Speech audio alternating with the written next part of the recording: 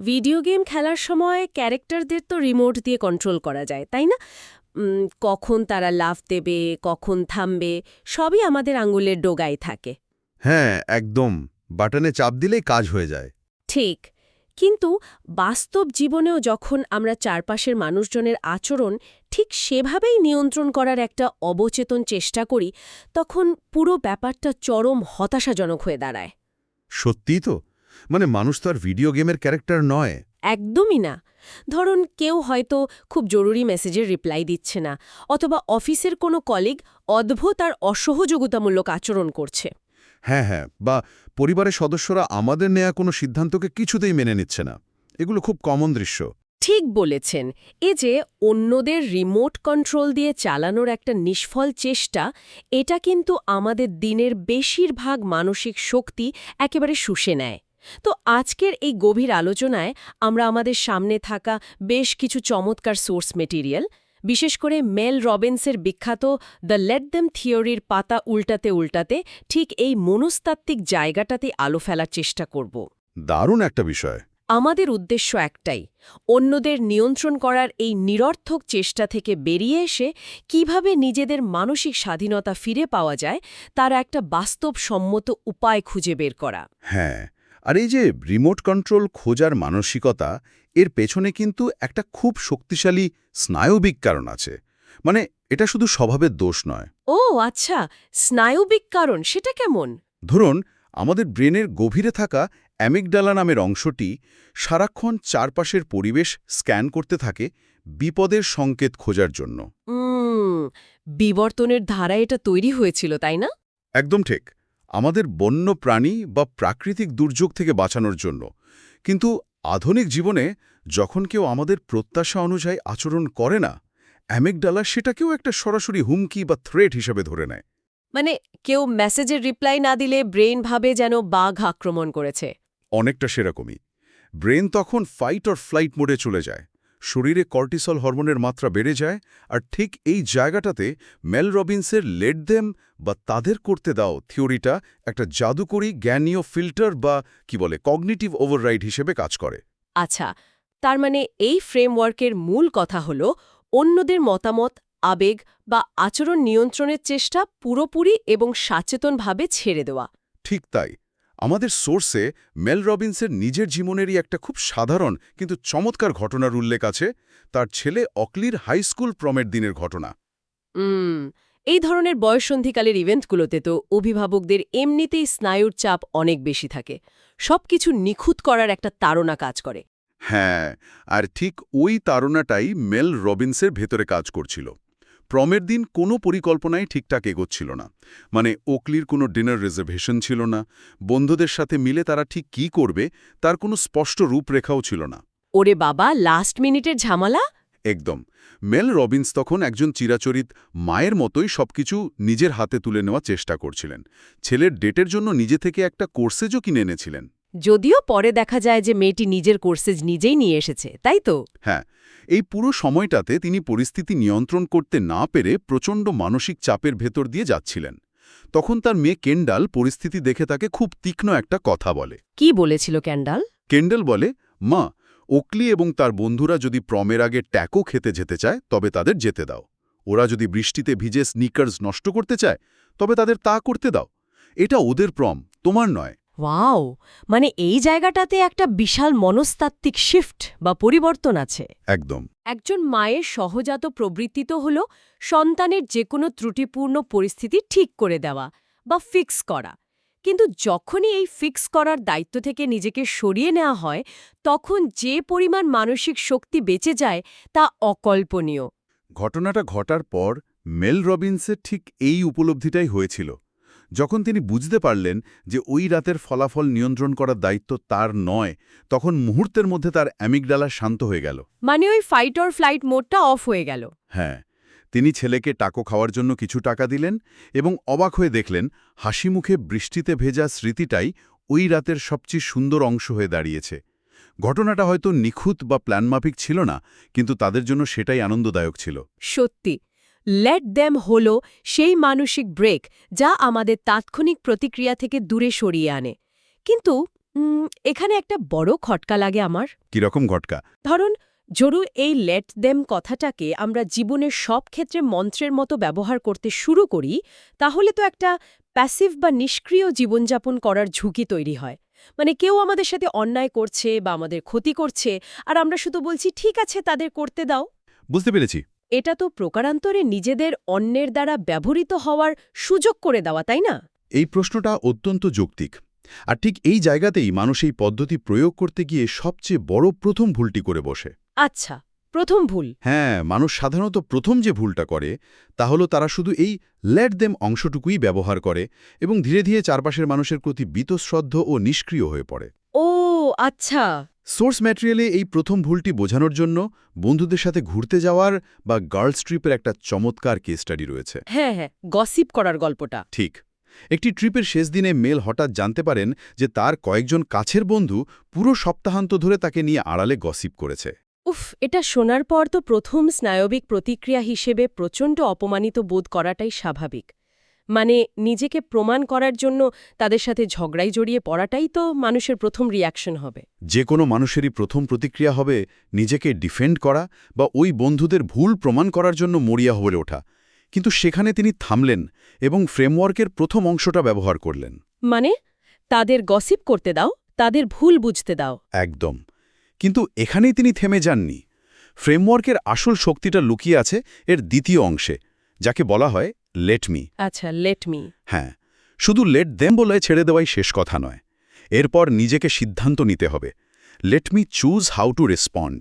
অর্থাৎ অন্যরা তাদের কাজ করেছে, এবার আমাকে সিদ্ধান্ত নিতে দাও যে আমি আমার জীবনে কেমন বন্ধু চাই বা এই পরিস্থিতিতে আমি নিজের জন্য কি পদক্ষেপ নেব। দারুণ। এই দুটো অংশের সম্পর্কটা নিয়ে একটা উপমা দেওয়া যেতে পারে। লেট দেম হলো যেন প্রচণ্ড ঝড়ের সময়ে সাগরে জাহাজের নোঙর ফেলে দেওয়া। বাহ, চমৎকার উপমা। ঝড়কে থামানোর চেষ্টা না করে নোঙর ফেলে নিজেকে স্থির রাখা, যাতে স্রোতে ভেসে যেতে না হয়। আর লেটমি হল সেই নোঙর ফেলার পর নিজের হাতে জাহাজের হাল শক্ত করে ধরা। একদম পারফেক্ট। মানে পরিস্থিতি আমার নিয়ন্ত্রণে নেই ঠিকই, কিন্তু আমার জাহাজ কোন দিকে যাবে সেই সিদ্ধান্তটা সম্পূর্ণ আমার। এই উপমাটা ফ্রেমওয়ার্কের মূল নির্যাসটাকে একদম নিখুঁতভাবে তুলে ধরেছে। লেট দেম যদি হয় মুক্তি, তবে লেট মি হল দায়িত্ববোধ এবং নিজের ক্ষমতায়ন। সত্যিই তাই। আর এই লেট মি অংশের মাধ্যমেই আমরা আমাদের ব্যক্তিগত এবং পেশাদার জীবনে খুব শক্ত সীমানা বা বাউন্ডারি তৈরি করতে পারি। বাউন্ডারি তৈরি করাটা কিন্তু খুব জরুরি, বিশেষ করে কর্মক্ষেত্রে। হ্যাঁ, কর্মক্ষেত্রে সীমানা নির্ধারণ নিয়ে আমাদের সোর্সে ক্লেয়ার নামের এক তরুণীর খুব শিক্ষণীয় একটা রূপান্তরের গল্প আছে। ক্লেয়ার ছিল একটা মার্কেটিং এজেন্সির তথাকথিত ইয়েস গার্ল। এই ইয়েস গার্ল বা ইয়েস ম্যান সিন্ড্রোমটা তো পেশাদার জগতে খুব কমন, তাই না? খুবই কমন। টিমের যে কেউ কোনো কাজ দিলে, এমনকি সেটা তার দায়িত্বের মধ্যে না পড়লেও, সে হাসি মুখে হ্যাঁ বলত। মানুষ তো ভাবে যে সবার সব কাজ করে দিলে হয়তো বসের নজরে পড়া যাবে, প্রমোশন মিলবে, বা অন্তত অফিসে একটা ভালো মানুষ ইমেজ তৈরি হবে। ক্লেয়ারের ক্ষেত্রেও ঠিক এটাই ঘটছিল। তার অবচেতন মন বিশ্বাস করত যে তার নিজের মূল্য নির্ভর করে সে অন্যদের জন্য কতটা কাজ করে দিতে পারছে তার উপর। সে ওভারটাইম করত, অন্যদের কাজ করে দিয়ে নিজে ক্লান্ত হতো। কিন্তু দিন শেষে প্রমোশন জুটত না, তাই তো? একদমই তাই। কারণ সে সবার কাছে খুব সহজলভ্য হয়ে গিয়েছিল। এই অতিরিক্ত কাজ করাটাকে সাইকোলজিতে বলা হয় ওভার ফাংশনিং। আচ্ছা, ওভার ফাংশনিং। হ্যাঁ, কিন্তু যখন ক্লিয়ার লেট দ্যাম এবং লেট মি পদ্ধতি ব্যবহার শুরু করল, তার স্নায়বিক কাঠামোতে একটা বড় পরিবর্তন এলো। যখনই কেউ শেষ মুহূর্তে তার ঘাড়ে কাজ চাপিয়ে দিত, সে শান্তভাবে বলা শুরু করল, আমি এই মুহূর্তে এটা নিতে পারছি না, আমরা পরের সপ্তাহে এটা নিয়ে আলোচনা করতে পারি। বাহ, বেশ সাহসের কাজ। সে অন্যদের বিরক্ত হতে দিল, কিন্তু নিজের সীমানায় অটল থাকল। কিন্তু কর্মক্ষেত্রে এই না বলার প্র্যাকটিসটা ভয়ঙ্কর রকমের কঠিন। যদি হঠাৎ করে অতিরিক্ত কাজ করা বন্ধ করে দেয়া হয়, তখন কলিগ বা বসরা তো ভাবতেই পারে যে কাজের প্রতি আগ্রহ কমে গেছে বা ফাঁকি দেওয়ার প্রবণতা তৈরি হয়েছে। পেশাদার ক্যারিয়ারে এই ঝুঁকিটা নেওয়া তো সহজ কথা নয়। ভয়টা অবাস্তব নয়, কিন্তু এর পেছনের সাইকোলজিটা আমাদের বুঝতে হবে। কর্মক্ষেত্রে সম্মান কখনো ওই ওভার ফাংশনিং বা সব কাজে হ্যাঁ বলা থেকে আসে না। তাই নাকি? হ্যাঁ, ওভার ফাংশনিং বরং শোষণ করার পথ তৈরি করে। সম্মান আসে নিজের কাজটুকু সর্বোচ্চ সততার সাথে করা এবং নিজের সীমানা সম্পর্কে স্পষ্ট ও অবিচল থাকার মাধ্যমে। মানে বাউন্ডারি সেট করাটা আসলে রেসপেক্ট আর্ন করতে সাহায্য করে। ঠিক, ক্লিয়ার। যখন অন্যদের বিরক্ত হতে দিল, তখন সাময়িকভাবে একটা অস্বস্তি তৈরি হয়েছিল ঠিকই, কিন্তু সে নিজের কাজের কোয়ালিটি ধরে রেখেছিল। এর ফলাফল হিসেবে মাত্র 6 মাসের মধ্যে সে নিজের যোগ্যতা প্রমাণ করে সম্পূর্ণ নতুন এবং আরও ভালো বেতনের একটি চাকরি পেয়ে যায়। দেম ভাবুক আপনি অলস, লেট মি প্রমাণ করুক আপনি একজন দক্ষ এবং সীমানা সচেতন পেশাদার। দারুণ একটা দৃষ্টিভঙ্গি। কিন্তু ধরুন পেশাদার জগতে তাও চাকরি পরিবর্তন করার অপশন থাকে। পরিবারের ক্ষেত্রে তো আর চাইলেই কাউকে বাদ দেওয়া যায় না। পরিবারের ভেতরেই সীমানা নির্ধারণের কাজটা বোধহয় সবচেয়ে জটিল। সবথেকে জটিল। রক্তের সম্পর্কগুলোতে আমরা স্বভাবতই অনেক বেশি ইমোশনাল ব্ল্যাকমেলের শিকার হই। একদম ঠিক বলেছেন। আর পারিবারিক সীমানার এই জটিলতা বোঝাতেই সোর্সে ডেনিস নামের একজনের গল্প তুলে ধরা হয়েছে। ডেনিসের পরিবারের একটা খুবই অস্বাস্থ্যকর বা টক্সিক অভ্যাস ছিল। কী রকম অভ্যাস? প্রতি সপ্তাহে তারা একটা ফ্যামিলি ডিনারে একত্র হতো, আর সেখানে অবাধারিতভাবে একে অপরের সমালোচনা, ব্যক্তিগত আক্রমণ আর নেতিবাচক কথাবার্তা চলত। উফ, শুনতে গিয়েই তো দমবন্ধ লাগছে। হ্যাঁ, ডেনিস যখন বুঝতে পারল যে এই সাপ্তাহিক ডিনারগুলো তার পুরো সপ্তাহের মানসিক শান্তি নষ্ট করে দিচ্ছে, সে সিদ্ধান্ত নিল এই ডিনারে যাওয়া বন্ধ করে দেওয়ার। কিন্তু এই ধরনের সিদ্ধান্তে পরিবারের প্রতিক্রিয়া সাধারণত খুব তীব্র হয়। মানে অপরাধ বোধে বা গিল্ট ট্রিপে ভোগানোর একটা প্রবল চেষ্টা তো শুরু হয়ই। ঠিক সেটাই হয়েছিল। পরিবারের মানুষেরা কান্নাকাটি শুরু করল, তাকে স্বার্থপর বলা হলো। ডেনিসের পুরনো মানসিকতা থাকলে সে হয়তো এই অপরাধবোধের চাপ সহ্য করতে না পেরে আবার সে বিষাক্ত পরিবেশে ফিরে যেত। কিন্তু এবার সে ফিরে যায়নি। না, এবার সে ফ্রেমওয়ার্কটা ব্যবহার করল। সে পরিবারকে জানালো যে সে তাদের ভালোবাসে, কিন্তু এই বিরতিটা তার নিজের মানসিক স্বাস্থ্যের জন্য প্রয়োজন। সে তাদের মন খারাপ করতে দিল। সে তাদের শান্ত করার বা তাদের মন রক্ষা করার কোনো চেষ্টাই করল না। এই যে অন্যকে মন খারাপ করতে দেওয়া, এর জন্য কিন্তু প্রচণ্ড মানসিক শক্তির প্রয়োজন। আমরা সাধারণত অন্যদের নেতিবাচক আবেগ দেখে নিজেরাও অস্থির হয়ে পড়ি। মনে হয় যেন তাদের মন খারাপের জন্য আমরাই দায়ী। আর ঠিক এখানেই আমরা দ্বিতীয় সবচেয়ে বড় ভুলটা করে থাকি। আচ্ছা, দ্বিতীয় ভুল। হ্যাঁ, এই ভুলটা বিশেষ করে তরুণ সমাজ, যারা সদ্য কলেজ শেষ করে ক্যারিয়ার শুরু করছে, তাদের মধ্যে সবচেয়ে বেশি দেখা যায়। দ্বিতীয় ভুলটি হল অন্যদের মানসিক প্রতিক্রিয়াকে ব্যক্তিগতভাবে নেওয়া এবং তা ঠিক করার চেষ্টা করা। ও, মানে কেউ মন খারাপ করলে সেটা নিজের ঘাড়ে নিয়ে নেওয়া। ঠিক তাই। যখন আমরা কোনো সীমানা নির্ধারণ করি আর অন্যরা তাতে রাগ করে বা হতাশ হয়, তখন আমরা ধরে নিই যে আমাদের সিদ্ধান্তে নিশ্চয়ই কোনো ভুল ছিল। বিশেষ করে তরুণদের উপর তো এখন সমবয়সীদের চাপ বা পিয়ার প্রেশার এবং একাডেমিক স্ট্রেস মারাত্মক পর্যায়ে থাকে। আর সোশ্যাল মিডিয়া এই চাপটাকে বহুগুণ বাড়িয়ে দিয়েছে। একদম। সোশ্যাল মিডিয়া স্ক্রোল করাটা যেন অন্যদের জীবনের কি বলে একটা হাইলাইট রিলের মিউজিয়ামে হাঁটার মতো। সবাই শুধু সফলতার গল্পগুলোই সাজিয়ে রাখছে। দারুণ বলেছেন, হাইলাইট রিলের মিউজিয়াম। হ্যাঁ, ধরুন যখন দেখা যায় যে কোনো প্রাক্তন কলেজ রুমমেট একটা বেস্টসেলিং বই লিখে ফেলেছে, অথবা বন্ধুদের কেউ স্কলারশিপ নিয়ে বিদেশে চলে যাচ্ছে, তখন মনের ভেতর ঈর্ষা তৈরি হওয়াটা খুব স্বাভাবিক। খুবই স্বাভাবিক। এই যে চারপাশের সবাই এগিয়ে যাচ্ছে আর নিজে পিছিয়ে পড়ার যে একটা তীব্র মানসিক চাপ, এই পরিস্থিতিতে লেট দেম কিভাবে কাজ করতে পারে? সোশ্যাল মিডিয়ার কারণে তৈরি হওয়া এই তুলনামূলক মানসিকতা বা কম্প্যারিজন ট্র্যাপ থেকে বের হওয়ার জন্য লেটস দেম দারুণ একটা কগনিটিভ রিফ্রেমিং হিসেবে কাজ করে। রিফ্রেমিং মানে দৃষ্টিভঙ্গি বদলানো। হ্যাঁ, ঈর্ষাকে আমরা সাধারণত খুব নেতিবাচক একটা আবেগ হিসেবে দেখি এবং সেটা লুকিয়ে রাখতে চাই। কিন্তু ঈর্ষাকে ভয় না পেয়ে একে নিজের জীবনের কম্পাস বা দিকনির্দেশক হিসেবে ব্যবহার করা যেতে পারে। কম্পাস হিসেবে? সেটা কিভাবে? যখন কারো সাফল্য দেখে ঈর্ষান্বিত বোধ হয়, তখন ব্রেন আসলে সিগন্যাল দিচ্ছে যে ওই জিনিসটা আপনার নিজের জীবনেও কাঙ্ক্ষিত। তাই যখন প্রাক্তন রুমমেট সফল হচ্ছে, তখন তাকে সফল হতে দেওয়াটাই হলো লেটস দেম। মানে খানে জয়টা তাদের প্রাপ্য, এটা মেনে নেওয়া। ঠিক, কিন্তু সাথে সাথে লেট দেম ব্যবহার করে খুঁজতে হবে নিজের জন্য কোনটা জরুরি। তাদের সাফল্য কোনোভাবেই আপনার ব্যর্থতার সমর্থক নয়। ও আচ্ছা, তার মানে অন্যদের নিখুঁত জীবনযাপন করতে দেখে হতাশ না হয়ে সেই অনুভূতিটাকে ডাটা বা তথ্য হিসেবে ব্যবহার করা। একদম তাই। অন্যরা কি করছে তাতে শক্তি ক্ষয় না করে নিজের অপ্রকাশিত স্বপ্নগুলো নিয়ে কাজ শুরু করা। ঠিক। তবে এই যে মাইন্ডসেট চেঞ্জ করার কথা বলছি, এখানে কিন্তু আমরা তৃতীয় একটা খুব সূক্ষ্ম এবং বিপজ্জনক ভুল করে ফেলি। তৃতীয় ভুল, সেটা কি? অনেকেই লেট দেম পদ্ধতিটাকে নিজেদের কষ্ট বা বেদনাকে এড়িয়ে যাওয়ার ঢাল হিসাবে ব্যবহার করে ফেলে। আধুনিক সাইকোলজিতে একে বলা হয় টক্সিক পজিটিভিটি। এই বিষয়টা একটু ভেঙে বলা প্রয়োজন। লেট দেম বলতে গিয়ে কি মানুষ নিজেদের অনুভূতিগুলোকেই অস্বীকার করতে শুরু করে, মানে জোর করে ভালো থাকার চেষ্টা করে? ব্যাপারটা অনেকটা সেরকমই। ধরুন একটা গভীর সম্পর্ক ভেঙে গেছে বা কেউ খুব বড় কোনো আঘাত পেয়েছে, তখন যদি সে বলে, ওহ, সে আমাকে ছেড়ে চলে গেছে, লেট দেম, আমার কিছুই যায় আসে না। এই যে জোর করে হাসি মুখে ঘুরে বেড়ানো এবং কষ্টটাকে অস্বীকার করা, এটা স্নায়ুতন্ত্রের উপর মারাত্মক প্রভাব ফেলে। তাই নাকি? হ্যাঁ, ট্রমা থেরাপিস্টরা স্পষ্টভাবে বলেন, ব্রেন হয়তো নিজেকে ধোঁকা দিতে পারে, কিন্তু শরীর এই কষ্টের প্রতিটি হিসেব রাখে। একে সোম্যাটিক হোল্ডিং বলা হয়। Somatic holding? হ্যাঁ, মনের ভেতরের ব্যথাকে যদি প্রসেস করার বা অনুভব করার সময় দেওয়া না হয়, তবে সেটা কালক্রমে শারীরিক ক্লান্তি, ক্রনিক উদ্বেগ বা হঠাৎ কোনো বড় ক্ষোভ হিসেবে ফেটে পড়বে। এটা বোঝানোর জন্য একটা খুব পরিচিত উপমা ব্যবহার করা যায়। আবেগকে জোর করে চেপে রাখাটা হলো অনেকটা পানির নিচে একটা বিশাল বীজ বল চেপে রাখার মতো। বাহ, দারুণ উদাহরণ। আমরা যত জোরেই বীজ বলটাকে পানির নিচে দমিয়ে রাখার চেষ্টা করি না কেন, একটু অসতর্ক হলেই সেটা প্রচণ্ড বেগে পানির ওপর ছিটকে উঠবে এবং সোজা মুখে এসে আঘাত করবে। উপমাটা একেবারেই নিখুঁত।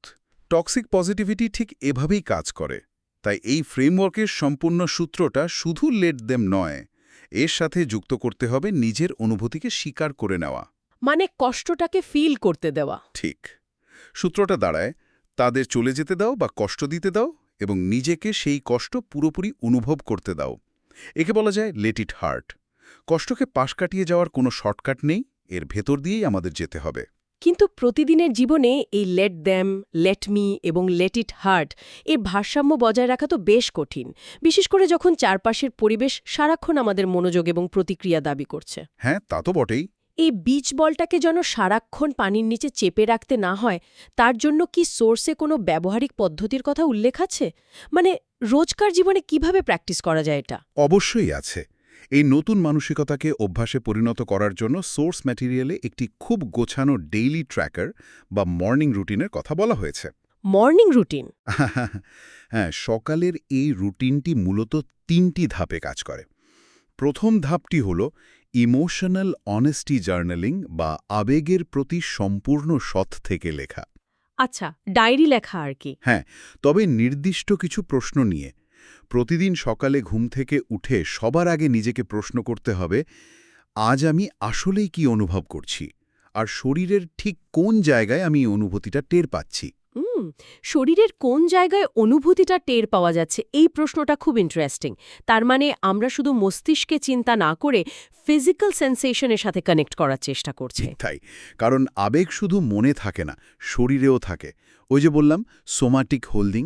হ্যাঁ হ্যাঁ। এই প্রশ্নটা আমাদের ব্রেনকে শান্ত হতে সাহায্য করে এবং ওই বীজ বলের ওপর থেকে চাপ কমায়। এরপরে দ্বিতীয় ধাপটা হলো নিজেকে জিজ্ঞেস করা, আজ আমি এমন কি একটি লেটমি পদক্ষেপ নিতে পারি। মানে খুব ছোট কোনো কাজ? একদম। এটা খুব বড় বা যুগান্তকারী কিছু হতে হবে এমন নয়। খুব ছোট ছোট কাজ দিয়ে মোমেন্টামটা গতি তৈরি করাটাই এর মূল লক্ষ্য। হয়তো আজ একটা গুরুত্বপূর্ণ ইমেল পাঠানো, যেটা অনেক দিন ধরে ফেলে রাখা হয়েছিল, অথবা শুধুমাত্র নিজের জন্য 10 মিনিট সময় বের করে চুপচাপ বসে থাকা। এই ছোট ছোট পদক্ষেপগুলোই আসলে সারাদিনের সুরটা বেঁধে দেয়। আর রুটিনের তৃতীয় ধাপ হিসেবে নিশ্চয়ই কৃতজ্ঞতা বা গ্র্যাটিটিউড চর্চার বিষয়টা আসবে। হ্যাঁ, একদম ঠিক ধরেছেন। রুটিনের তৃতীয় ধাপটা হলো ওই যে একটু আগে তুলনা ও ঈর্ষার কথা বলা হলো, সেটা দূর করার জন্য প্রতিদিন নিজের জীবনের অন্তত 3টে কৃতজ্ঞতার বিষয় লিখে রাখা। দিনে 3টে জিনিস? হ্যাঁ, আমাদের ব্রেন যেহেতু স্বভাবতই নেতিবাচক জিনিসগুলোর দিকে বেশি ফোকাস করে, তাই সচেতনভাবে কৃতজ্ঞতার চর্চা করলে সেটা ব্রেনের নিউরাল পাথওয়ে বা স্নায়ুবিক পথগুলোকে নতুন করে সাজাতে সাহায্য করে। এই সকালের রুটিনটা শুনতে খুব উপকারী মনে হলো। একটা বাস্তব সমস্যা কিন্তু থেকেই যায়। কীরকম সমস্যা? এই রুটিনটা যেন দৈনন্দিন কাজের তালিকায় থাকা আর একটা বিরক্তিকর বোঝা বা অ্যাসাইনমেন্ট হয়ে না দাঁড়ায়, তার জন্য একটু সতর্ক থাকা প্রয়োজন। এই সতর্কতাটা খুব জরুরি। রুটিনটাকে বিরক্তিকর বোঝা মনে না হবার সবচেয়ে ভালো উপায় হলো একে কোনো কঠোর নিয়ম হিসেবে না দেখা। মানে ফ্লেক্সিবল রাখা। হ্যাঁ, যদি প্রতিদিন ঘড়ি ধরে ডায়েরি লিখতে ইচ্ছে না করে, তবে শুধু 1 কাপ চা বা কফি হাতে নিয়ে চুপচাপ বসে মনে মনে নিজেকেই প্রশ্নগুলো করা যেতে পারে। এটাকে নিজের সাথে নিজের 5 মিনিটের একটা শান্ত কথোপকথন হিসেবে ভাবা উচিত। তার মানে নিজের ওপর খুব বেশি প্রেশার দেওয়া যাবে না। একদম। নিজের প্রতি এই সহানুভূতিশীল হওয়াটাই আসল কথা। আমরা যেমন অন্যদের তাদের মতো থাকার স্বাধীনতা দিচ্ছি, ঠিক তেমনি নিজেদেরও প্রতিদিনের অনুভূতির উপর ভিত্তি করে নিজেদের মতো করে বাঁচার স্বাধীনতা দিতে হবে। চমৎকার বলেছেন। এই স্বাধীনতা দেওয়ার বিষয়টাতেই আসলে পুরো আলোচনার মূল নির্যাসটা লুকিয়ে আছে। স্বাধীন হওয়া মানে শুধু নিজে মুক্ত অনুভব করা নয়, বরং অন্যদেরও তাদের মতো হওয়ার, তাদের মতো করে ভাবার এবং তাদের নিজেদের ভুলগুলো করার সম্পূর্ণ স্বাধীনতা দেয়া। সত্যি তাই। যখন আমরা অন্যের আবেগ, অন্যের সিদ্ধান্ত বা অন্যের জীবনের রিমোট কন্ট্রোল খোঁজার এই ক্লান্তিকর চেষ্টা পুরোপুরি ছেড়ে দিই, ঠিক তখনই আমরা আমাদের নিজেদের জীবনের স্টিয়ারিং হুইলটার প্রকৃত নিয়ন্ত্রণ হাতে পাই। এর থেকে সুন্দর করে আর বলা যায় না। তো আজকের এই সোর্স মেটেরিয়ালগুলোর গভীর আলোচনায় আমরা দেখলাম কিভাবে লেট দ্যাম এবং লেট মি এর এই জ্ঞানীয় ফিল্টারগুলো ব্যবহার করে সম্পর্ক, কর্মক্ষেত্র এবং তরুণ বয়সের সামাজিক চাপের মতো কঠিন জায়গাগুলোতে মানসিক প্রশান্তি ধরে রাখা যায়। তবে এই আলোচনা শেষ করার আগে এতক্ষণের এই মনস্তাত্ত্বিক পর্যালোচনার উপর ভিত্তি করে একটা নতুন ভাবনার জায়গা তৈরি করা যেতে পারে। হ্যাঁ, নিশ্চয়ই। এই নিরর্থক চেষ্টা পুরোপুরি এবং চিরতরে ছেড়ে দিতে পারি, তবে আমাদের ভেতরে লুকিয়ে থাকা নিজস্ব প্রতিধার কোনো অজানা দিকগুলো হঠাৎ করেই বিকশিত হওয়ার সময়ও সুযোগ পেয়ে যাবে। আমাদের সফলতার পথে সবচেয়ে বড় বাধা হয়তো আমাদের চারপাশের অন্যান্য মানুষরা নয়, বরং তাদেরকে বদলাতে গিয়ে প্রতিদিন অপচয় হওয়া আমাদের নিজস্ব মানসিক শক্তিটাই। এই গভীর চিন্তার খোরাক নিয়েই শেষ হচ্ছে আমাদের আজকের আলোচনা।